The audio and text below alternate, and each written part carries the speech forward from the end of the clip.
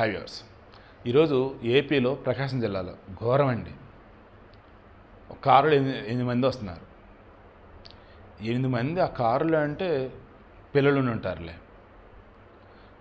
పుణ్యక్షేత్రాల దగ్గర చూసుకొని వస్తున్నారు. మహానంది నుంచి వస్తున్నారంట. ప్రకాశం జిల్లా ఏరియా పేరు కరెక్ట్ గుర్తున్నాడో ప్రకాశం జిల్లా గుర్తుంచుకోండి. ఆ కారు లారీని గుద్దుడికి లారీ గుద్దిందా, లారీని కారులు గుద్దిందా అన్నప్పుడు కారు అతి వేగంతో ఉందని తెలుస్తుంది. కారు నుజ్జు అయిపోయింది. 6 స్పాట్లో చనిపోయారు. ఒక్క పాప మాత్రం ఏం కాకుండా బతికింది. చిన్న దెబ్బ కూడా తగల. కాకపోతే భయం, అసలు ఉనికిపోతుంది ఆ పాప అయితే. పాపం భయం. అరే ఎవడు అర్ధరాత్రి తలుపు కొడితే మగవాళ్ళు ఏంటి ఆడని తేడానికి భయపడిపోతామండి. అంత దారుణమైన కారు అన్నప్పుడు ఎంత ఇదిగా ఉండిద్దండి అసలు. పాపం ఇంకొకళ్ళు తీవ్ర గాయాలైన.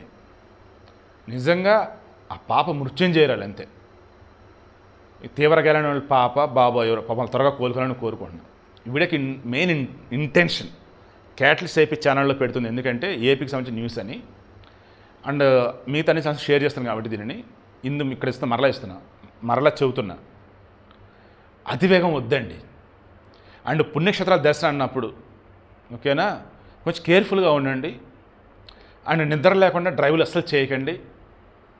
మీకు తెలియని ఏరియాలో మీరు వస్తున్నారంటే రోడ్లు ఎంత నీట్గా ఉన్నా దయచేసి స్పీడ్ మాత్రం వద్దండి.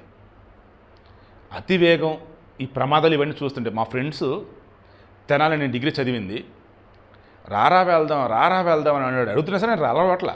వాడిని రీజన్ చెప్పట్లేదు వాడికి. నాకు భయం వేస్తుంది లాంగ్ డ్రైవ్ కారుల్లో వెళ్ళాలి ఫ్రెండ్స్ సరదాగా అంటే. కేర్ఫుల్గా ఉండండి.